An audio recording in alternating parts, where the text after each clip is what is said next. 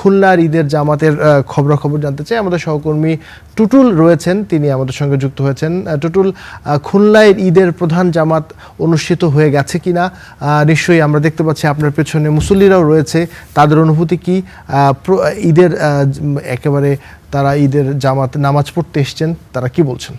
আপনাকে আমরা খুলনার ঈদের প্রধান জামাত সকাল 7টায় খুলনা টাউন মসজিদে অনুষ্ঠিত হয়েছে। এটি হওয়ার কথা ছিল আসলে খুলনা সার্কিট হাউসে, কিন্তু আবহাওয়া ভালো না থাকায় গত দুদিনে এই এলাকায় যে বৃষ্টি হয়েছে খুলনাতে, বিশেষ করে মাঠে নামাজ পড়ার যে পরিবেশ ছিল না, বিধায় এই পেছনের এই মসজিদে অনুষ্ঠিত হয়েছে। এখানে আরও দুটি নামাজ অনুষ্ঠিত হবে সকাল 8টা এবং 9টা। এই মুহূর্তে এখানে নামাজে অংশ নিয়েছিলেন খুলনা সিটি কর্পোরেশনের প্রশাসক জনাব নজরুল ইসলাম মঞ্জু, খুলনা 2 আসনের সংসদ সদস্য অ্যাডভোকেট শেখ জাহাঙ্গীর হোসেন হেলাল, বিভাগীয় কমিশনার আব্দুল্লাহ হারুন, জেলা প্রশাসক হুরে জান্নাত সহ প্রশাসন এবং রাজনৈতিক নেতৃবৃন্দ সবাই এখানে উপস্থিত ছিলেন। এই মুহূর্তে আমাদের সাথে আছেন খুলনা সিটি কর্পোরেশনের প্রশাসক নজরুল ইসলাম মঞ্জু। আমরা একটু তার সাথে কথা বলবো।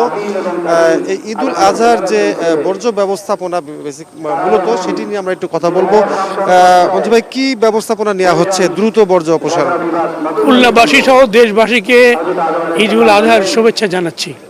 খুলনা সিটি কর্পোরেশন এবং বর্জ্য অপসারণের ব্যাপক প্রস্তুতি নিয়েছে। আমরা 3000 পরিচ্ছন্ন কর্মী নিয়োগ করেছি। এছাড়া আমাদের সমস্ত অফিসার এবং আমরা নিজেরাও আজকে মাঠে থাকব। বেলা 2টা থেকে শুরু করে রাত 12টার মধ্যে আমরা সকল বর্জ্য অপসারণের চ্যালেঞ্জ নিয়েছি এবং আমরা নগরবাসীকে বলেছি যে খুলনা শহরে 140টি জায়গায় নির্ধারণ করে দিয়েছি, আমরা ব্যানার ঝুলে দিয়েছি। সেখানে আমরা নানান ধরনের মেডিসিন দিয়েছি এবং পানি দিয়ে আমরা ধুয়ে দেব এমন প্রস্তুতি আমাদের আছে। এবং নগরবাসীকে আমরা বলেছি যে নির্দিষ্ট স্থানেই আপনারা কোরবানি করবেন। কোরবানির বর্জ্য যেন ড্রেনে না যায়, বিশেষ করে ভুঁড়ি এবং বিভিন্ন অঙ্গ প্রত্যঙ্গ যেন না যায়। এবং আমরা নগরবাসীকে উদ্বুদ্ধ করেছি, আমাদের প্রত্যেকটি ওয়ার্ডে আমাদের ওয়ার্ড কাউন্সিলের অফিস থেকেই মনিটরিং করা হবে, আমাদের সমস্ত অফিসাররা মনিটরিং করবে। আমরা খুব অল্প সময়ের মধ্যে সকল বর্জ্য আমরা অপসারণ করবো ইনশাআল্লাহ।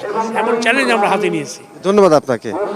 আমরা কথা বলছিলাম খুলনা সিটি কর্পোরেশনের প্রশাসক নজরুল ইসলাম মঞ্জুর সাথে। তিনি বলছিলেন যে বর্জ্য ব্যবস্থাপনা কোরবানি ঈদের যে মূল যে আয়োজন, এটি বর্জ্য, এটি কিন্তু একটি সমস্যা হয়ে থাকে নগরবাসীর জন্য। সেটি তিনি এবং তার যে বাহিনী বা তার যে প্রশাসন, তার যে সিটি কর্পোরেশনের যারা কর্মী আছেন, তারা সবাই মিলে এটিকে একটি সুষ্ঠু ব্যবস্থাপনার মধ্যে যত দ্রুত সম্ভব এই নগরবাসীকে যেন একটি স্বাস্থ্যকর পরিবেশ উপহার দেওয়া যায়, সে কথাই তিনি বলছিলেন।